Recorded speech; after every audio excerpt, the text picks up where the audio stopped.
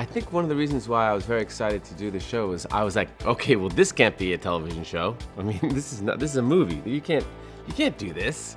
So it was very unlike anything I'd ever read. So I was like, let's see how they're gonna do that.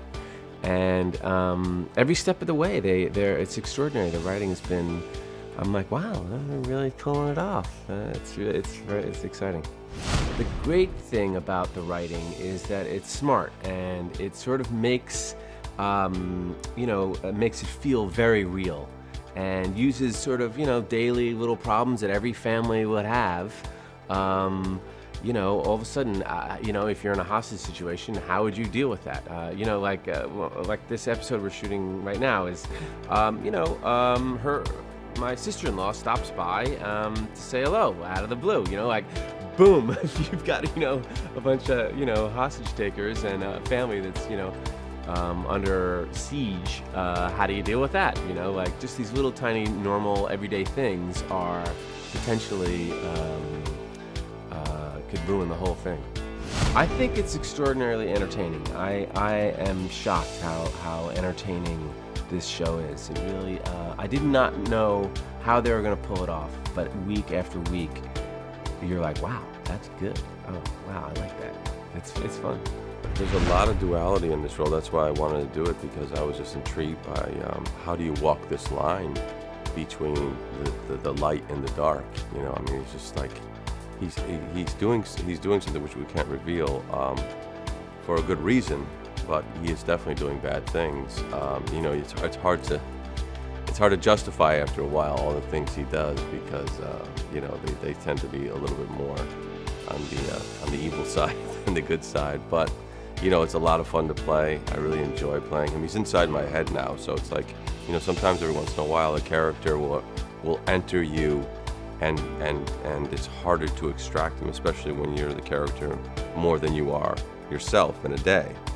So now that's happening, and so now I'm living in the Duncan world.